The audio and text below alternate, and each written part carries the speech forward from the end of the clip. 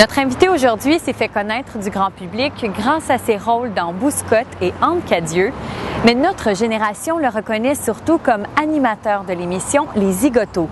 Aujourd'hui très actif dans le domaine du doublage, Jean-François Beaupré a accepté de participer à Génération Canal Famille.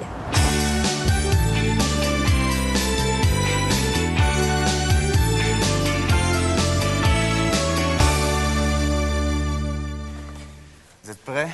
Attention, c'est un départ! J'ai passé 3 auditions pour animer Les Zigotos et je l'ai pas eu. Je l'ai pas eu, c'est pas moi qui ai décroché. C'est un autre comédien avec qui ils ont fait un pilote. Et on m'a rappelé quelques semaines plus tard, me dire « Hey, es-tu encore disponible? Finalement, c'est toi qu'on veut. » Fait que ça a été long, ça a été compliqué. Ça s'est joué sur environ 3 mois. 3 auditions sur 3 mois. Finalement, ils m'ont pas pris. Puis finalement, ils m'ont pris. Puis grosse audition. Il y avait une partie improvisation avec des jeunes. Comment je me comportais avec des enfants. Si je les paternisais pas trop. Si je jouais pas trop au mononcle. Si j'étais juste cool avec eux. C'est ça qu'ils cherchaient. Ils voulaient un espèce de grand frère qui était là pour s'amuser. C'était une grande première pour moi. Je sortais de l'école de théâtre. Ça faisait même pas 2 ans. Puis j'étais pas préparé à ça du tout. Quand je l'ai décroché, j'ai appelé mes chums. Puis je leur ai dit « Hey, je vais animer une émission pour enfants. » Première réaction, c'est comme « Ils t'ont-tu appris ça à l'école de théâtre? » Si non. Puis comment tu vas faire? J'en ai aucune idée. Mais ça s'est bien passé finalement. On enregistrait 5 émissions. Donc la semaine au complet en une journée. Je tournais le jeudi et le vendredi. Donc on faisait 10 émissions. 2 semaines en 2 jours. Aux environs de 7 heures sur le plateau. Maquillage, costume. On recevait les jeunes vers 7h30, 8h moins quart. On finissait aux alentours de 6h. Fait que c'était des journées de presque 12 heures. C'était beaucoup d'ouvrages, mais beaucoup de plaisir. Le concept de l'émission a changé d'année en année. On a eu 4 ans, puis il n'y a pas une année qui a été pareille. La première année, c'était très expérimental. Il y avait à peu près moitié jeu, moitié sketch.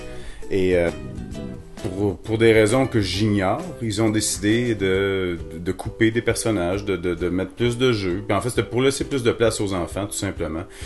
Mais j'ai eu bien du fun avec Winston Weston. Je l'ai jamais oublié. À l'époque, je m'étais fait un message répondeur où c'est Winston qui répondait. Hello, ici Winston Weston, super-héros, action héroïque en tout genre. Comment puis-je vous sauver? C'était très drôle.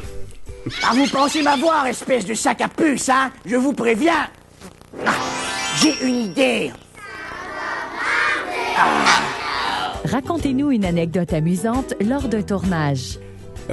Sur un plateau de tournage, t'as un régisseur. Le régisseur, c'est lui qui fait le lien entre le studio et les comédiens. C'est lui qui nous fait les décomptes, tu sais, dans 5, 4, bon, il a toujours son casque d'écoute. Donc lui, il entend ce que les gens de la réalisation disent dans le bout de la technique. Alors on était à la cabastrophe. Vous vous souvenez, la cabastrophe, c'est quand on n'avait pas réussi à relever un défi. On allait donc dans la cabastrophe, les 3 équipiers étaient là, puis là ça tournait, puis il y avait des trucs qui leur tombaient dessus. Les jeunes embarquent, ça commence à tourner, on est « Cut! C'est quoi? Qu'est-ce qui se passe? » Il s'appelait Pierre Saint-Cyr. C'est une légende dans le métier, un grand régisseur. Beaucoup de plaisir avec lui, on est toujours en contact d'ailleurs. Qu'est-ce qu'il y a, Pierre? Il fait « T'as dit calice. » C'est quoi? Ah, t'as dit calice, confirmé en régie. Je dis « Pierre, j'ai pas pu dire calice. Voyons, j'ai pas dit calice. » Oh, ils vont te le passer au playback. On s'approche proche du moniteur. J'attends, moi je suis tout nerveux, je sais pas, j'avais dit calice. On attend. Il dit, t'attends quoi, là? Ben, oh, man. Évidemment, c'était pas vrai. Mais je me suis toujours rappelé de cette anecdote-là parce que j'ai vraiment eu chaud et j'ai douté de mes facultés.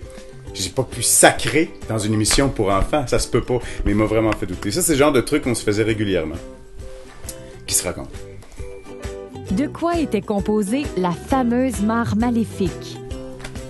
Qu'est-ce que je peux vous dire? La mare maléfique, c'est une substance très rare sur Terre.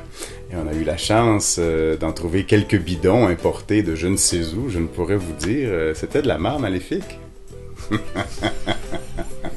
J'aime ça laisser planer le mystère. Qu'est-ce que vous voulez? Imaginez-vous ce que vous voulez. On a eu beaucoup de théories là-dessus. Mais toute vérité n'est pas bonne à dire et peut être décevante parfois. C'est de la mare maléfique.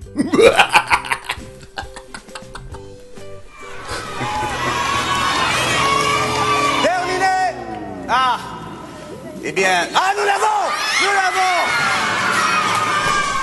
Ah, si c'était à faire. Moi, je m'ennuie. Je m'ennuie depuis la dernière émission. Je le savais. Et on le savait d'ailleurs avec les filles, avec Anne et Nathalie, qu'on avait une chance incroyable de faire ça. Et que plus tard, on allait repenser à ces années-là avec beaucoup de nostalgie. Et c'est le cas. C'est le cas. Je m'ennuie des zigotos. Je m'ennuie de ce sentiment-là que j'avais quand j'étais sur le plateau avec les jeunes.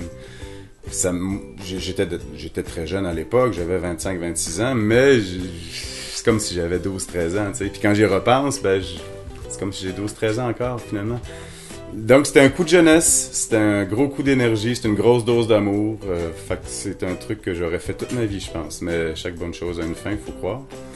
Fait que j'en garde de très, très, très bons souvenirs.